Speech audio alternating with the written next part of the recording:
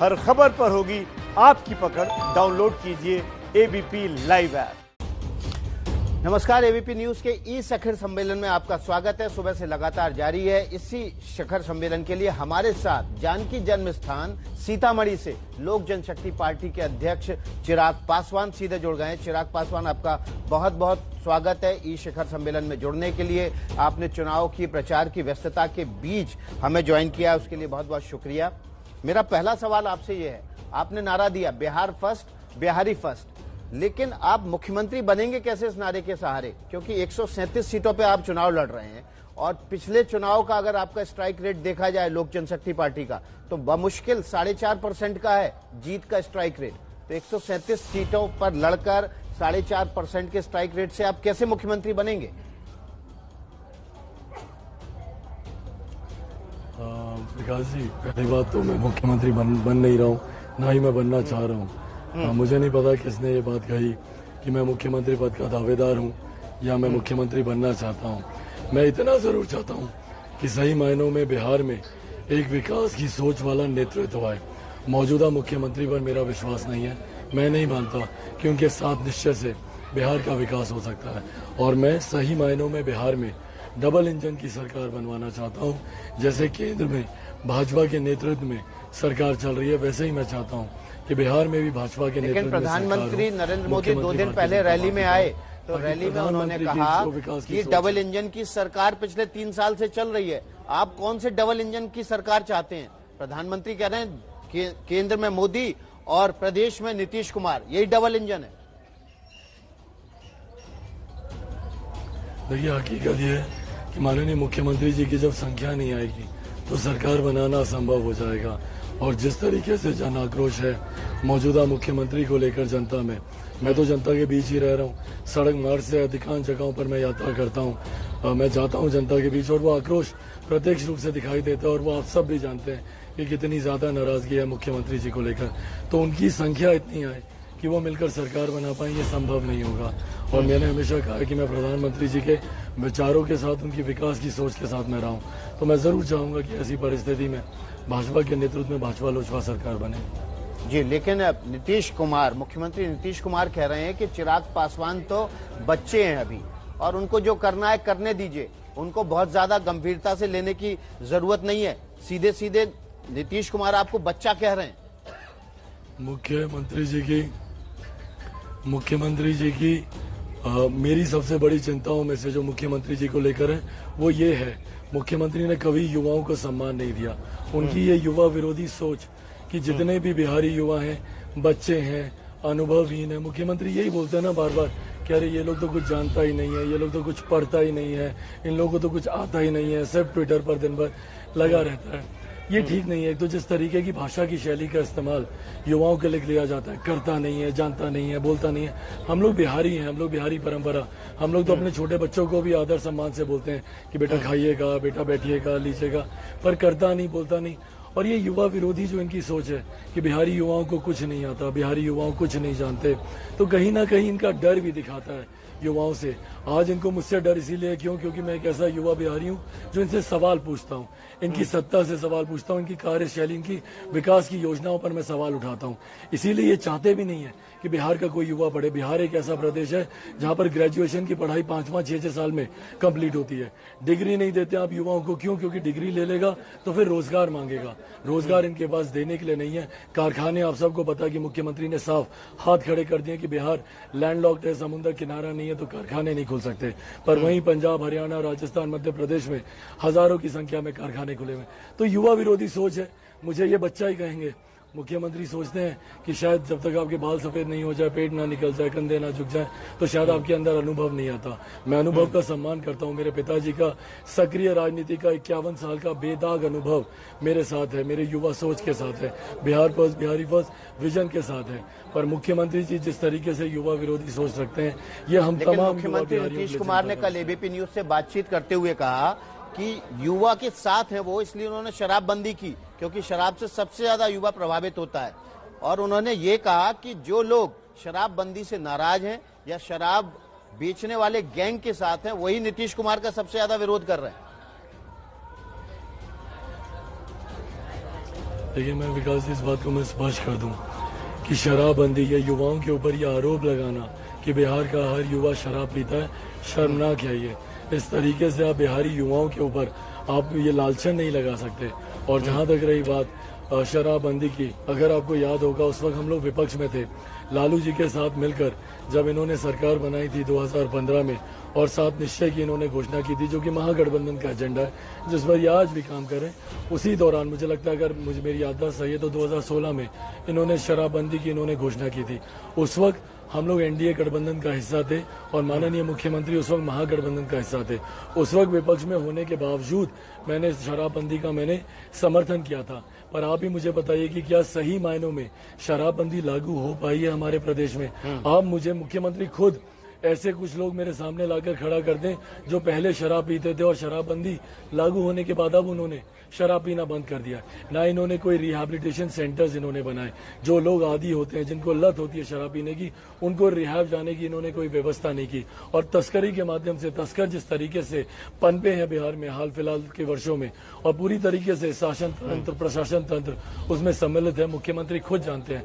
बता दीजिए मुझे बिहार का कौन सा ऐसा मंत्री है जो नहीं जानता हो कि भैया कितने खुलेआम बिहार में शराब मिल रही है। अब तो होम डिलीवरी तक शराब की होने लगी है। तो हर वो व्यक्ति रसूखदार जो शराब का सेवन करना चाहता है उसको उपलब्ध कराया जा रहा है। छोटे गरीब वर्ग के लोग जरूर इसमें उनको जबरदस्ती उसमें फांसा जाता है इस कानून को लेकर। आज मैं पुनः अपनी स्थिति अपनी पार्टी की तरफ से मैं क्लियर करना चाहता हूं कि मैं शराबबंदी का समर्थन करता हूं। मैं चाहता हूं कि शराबबंदी लागू होनी चाहिए, पर पूर्णतः लागू होनी चाहिए। आए बीते दिन जो हम लोग को शराब मिलती है, जब्त की जाती है, बरामद की जाती है, क्यों हो रही है? इसका मतलब कहीं ना कहीं से स्मगलिंग हो रही है, तस्करी हो रही है। उसके लिए मुख्यमंत्री क्या कर रहे हैं? सिर्फ नारे देने से, बड़ी बड़ी बातें करने से या सिर्फ भाषण देने से शराबबंदी लागू नहीं होगी। इसको एग्जीक्यूट करवाने की जिम्मेदारी भी मुख्यमंत्री को लेनी चाहिए। चिराग, कल एबीपी न्यूज ने सर्वे किया, उस सर्वे में ये सामने आई बात कि बीजेपी का स्ट्राइक रेट जो है वो सबसे ज्यादा है, वो सीटें जीतने में सबसे ज्यादा आगे रहने वाली है। और इसीलिए एक सवाल ये उठता है कि अगर बीजेपी का स्ट्राइक रेट अच्छा रहा और उसके साथ मिलकर आप अगर सरकार बनाते हैं, बीजेपी के साथ मिलकर आपकी 1 से 5 सीटें आ रही हैं एबीपी के सर्वे में, तो क्या आप बिहार में डिप्टी सीएम बनने के लिए तैयार हैं? विकास जी, जैसा मैंने कहा कि ना मैं मुख्यमंत्री की रेस में हूँ, ना मैं उप मुख्यमंत्री की रेस में हूँ। मेरी चुनौती बिहार को विकास की रेस में आगे लेकर जाने की, और उसके अलावा और कुछ भी तो नहीं। बिना पद लिए आप कैसे आगे ले जाएंगे? मैं जमीन पर हूँ, मैं जनता के बीच में हूँ। देखिए, सरकार में हम लोग की भागीदारी, पद से सब चीजें नहीं होती, नीति होनी चाहिए, नीयत होनी चाहिए। हमारे मुख्यमंत्री में नीयत की कमी है, नीति की कमी है। मैं नहीं मानता कि बिहार में सिर्फ नली गली की बात करने से आप बिहार का विकास कर सकते हैं। आप विकास के मापदंड देखिए, देश दुनिया तो भूल जाइए, देश में देखिए विकास के मापदंड क्या है। आईटी सेक्टर्स की हम लोग बात करते हैं, आईटी जॉब्स की हम लोग बात करते हैं, हम लोग मेट्रोज की बात करते हैं, मल्टीप्लेक्सेस की बात करते हैं। बिहार में आप क्या बात कर रहे हैं? नली गली बनाने की। तो 15 साल से आप सिर्फ नली गली बना रहे थे। आज भी आप बिहार के गाँव में जाकर देख लीजिए, 7 निश्चय से आप ये चाहते हैं कि सरकार बीजेपी की बन जाए, लेकिन आप पद नहीं लेंगे। सबसे बड़ा घोटाला हुआ तो 7 निश्चय में हुआ है। उपेंद्र कुशवाहा ने एबीपी न्यूज से कहा है कि बीजेपी और जेडीयू में डील हो गई है। डील ये हुई है कि बीजेपी का मुख्यमंत्री होगा और जेडीयू के नेता यानी कि अभी के मुख्यमंत्री नीतीश कुमार वो दिल्ली चले जाएंगे और मंत्री पद ले लेंगे। और अगर ऐसा होता है तो आपको ये डील मंजूर है? देखिए विकास जी, मैं मौजूदा मुख्यमंत्री को पुनः कभी मेरे प्रदेश का मुख्यमंत्री बनते हुए नहीं देख सकता। क्यों? क्योंकि इनकी वजह से युवाओं का पलायन आज की तारीख में बिहार का हर युवा दूसरे प्रदेश में रहने को मजबूर है। इनकी वजह से बिहार बर्बाद हुआ है। मुझे कोई दिक्कत नहीं, मैंने तो खुद बोला, मैं तो चाहता हूं कि भारतीय जनता पार्टी का मुख्यमंत्री हो। लोक जनशक्ति पार्टी के जीते हुए हर विधायक का समर्थन भाजपा के मुख्यमंत्री को होगा और सहसमान मुख्यमंत्री को केंद्र में लेकर जाए। मुझे उसमें कोई संकोच नहीं है, कोई दिक्कत नहीं है। तो आपको कोई आपत्ति नहीं है नीतीश कुमार रहे। लेकिन एक सवाल ये उठता है, आपके पिता का देहांत हुआ है हाल ही में और आपकी पार्टी के कोटे का जो मंत्री पद है वो केंद्र में खाली हो गया है। तो आप केंद्र में मंत्री बनेंगे या आप बिना पद लिए सरकार की नीतियों का यूं ही समर्थन करते रहेंगे? जो बात आपने अभी कही कि आप बिहार में डिप्टी सीएम नहीं बनना चाहते। पिताजी का देहांत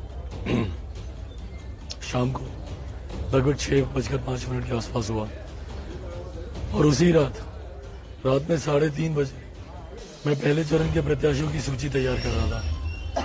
भगवान न करे कि किसी को भी ऐसा दिन देखना पड़े। मैं अभी तक अपने पिताजी को ढंग से याद नहीं कर पाया हूँ। जिस दिन से उनका देहांत हुआ है, मैं सिर्फ और सिर्फ बिहार के विकास को लेकर, चुनाव को लेकर मैं काम कर रहा हूँ। यहाँ पर केंद्र में कौन मंत्री बनेगा नहीं बनेगा मैंने सोचा भी नहीं, ये सवाल भी मेरे जहन में नहीं आते। आज की तारीख में मैं आपको स्पष्ट रूप से कहता हूँ, सिर्फ बिहार को आगे लेकर जाना और पापा की अंतिम इच्छा थी, उनकी आखिरी ख्वाहिश थी। एक बेटा होने के नाते मैं पुत्र धर्म भी निभा रहा हूँ, पार्टी का अध्यक्ष होने के नाते पार्टी को आगे लेकर भी जा रहा हूँ। निरंतर जब से पिताजी का निधन हुआ है, निरंतर मुझ पर आरोप लगाए जाते हैं, मुझ पर लालचन लगाए जाते हैं, मुझ पर ताने कसे जाते हैं। मैं बी टीम हूँ, मैं किसी को मदद करने के लिए मैं आया हूँ। मैं पापा की पार्टी को आगे लेकर जाना चाहता हूँ। उन्होंने जिस पार्टी को बनाया मैं उसको आगे लेकर जाना चाहता हूँ। क्यों मुझे इस बात का ड्यू नहीं मिलता कि मैं अपनी पार्टी के लिए काम करना चाहता हूँ? क्यों मुझे सिर्फ किसी का पिछलग्गू होना चाहिए या किसी का बी टीम बन के काम करूँ? मैं पार्टी की मेरी अपनी सोच है, विकास की मेरी अपनी सोच है। लेकिन ये सवाल लगातार तमाम दलों की तरफ से चिराग पूछा जा रहा है कि आखिर चिराग में घी और बाती किसकी है?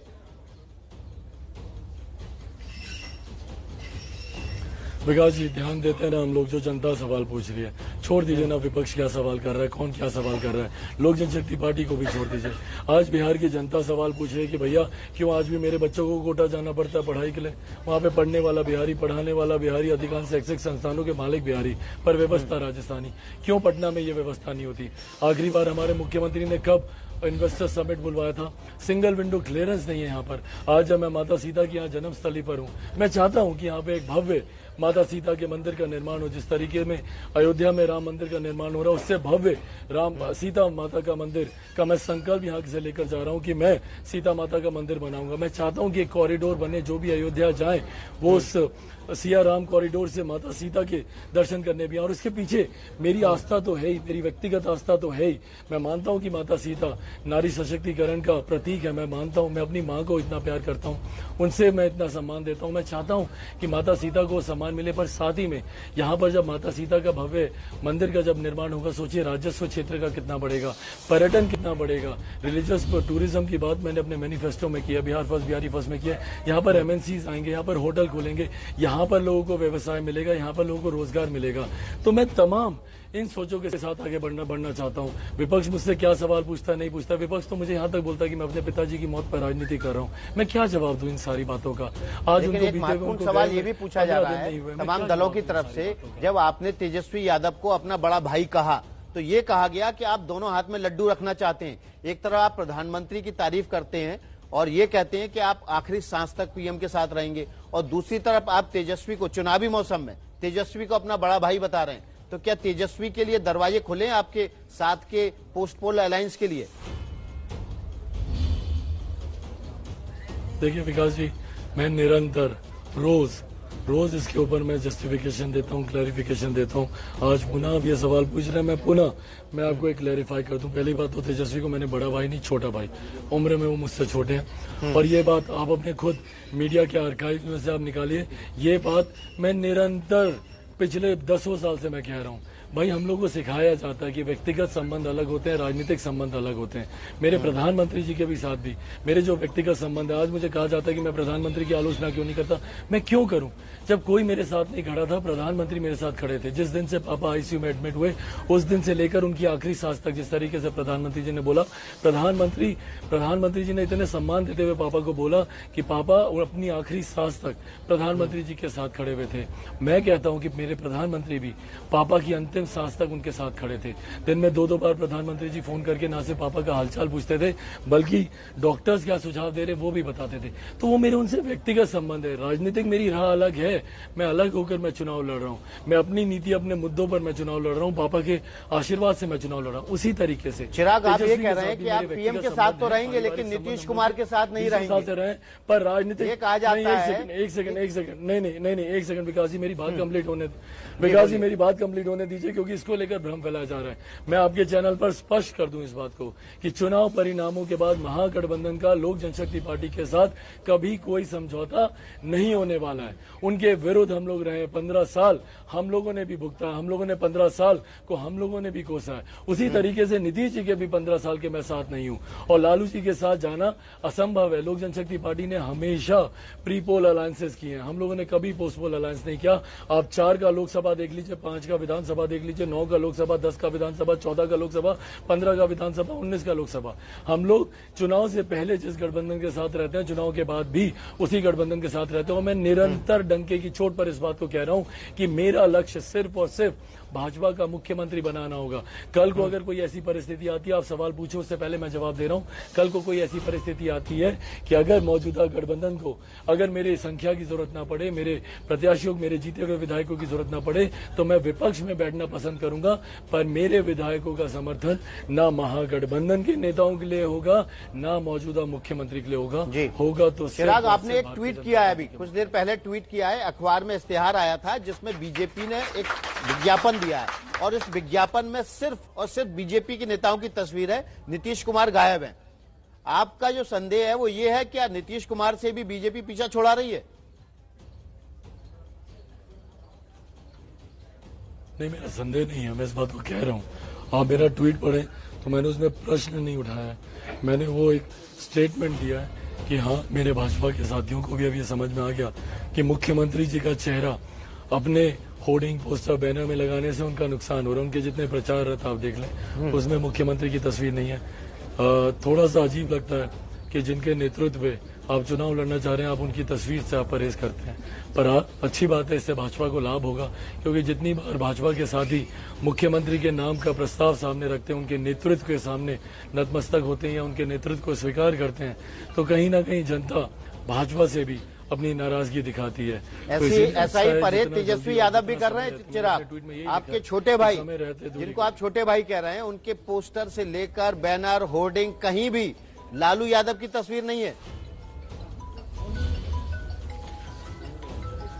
ये तेजस्वी की अपनी सोच होगी। देखिए, लालू जी का शासनकाल जंगल राज के दौर पर जाना ही जाता है। हम सब भुक्तभोगी हैं उस दौर के। हम सब जानते हैं कि भैया उस वक्त 90 का वो दशक याद कीजिए, किस तरीके से अपहरण, डकैती, लूटमार, हत्या अपनी चरम सीमा पर था। हम लोगों को कहा जाता था, as kid we were told कि 6 बजे के बाद बाहर मत निकलना। माहौल बिहार का बहुत ज्यादा खराब था। हैविंग सेड दैट, ऐसा नहीं है कि मुख्यमंत्री जी के शासनकाल में माहौल कुछ बेहतर हुआ है। अभी हाल फिलहाल की घटनाएं देख लीजिए, जिस तरीके से बच्ची के साथ मुजफ्फरपुर की घटना घटी हो या बक्सर की घटना घटी हो, या आए दिन प्रत्याशियों तक, चुनाव में प्रत्याशी तक सुरक्षित नहीं है, उनके ऊपर कहीं पे हमला किया जा रहा है। कल जिस तरीके से एक प्रत्याशी उनकी हत्या कर दी गई, तो माहौल आज की भी तारीख में कोई बेहतर हुआ नहीं है। मेरी लड़ाई पिछले 3 दशक के साथ है, मेरी लड़ाई पिछले 30 सालों के साथ है और 30 सालों के नेतृत्व के साथ है, जिन्होंने बिहार को बर्बाद करने में कोई कसर नहीं छोड़ी। लेकिन चिराग, आप इस 30 साल में, पिछले 15 साल में बीजेपी को कैसे अलग करेंगे? बीजेपी के समर्थन से सरकार चल रही है, मुख्यमंत्री उसका सबसे बड़ा चेहरा जरूर है, लेकिन कोई भी नीति रीति बनती है तो उसमें बीजेपी का साथ है।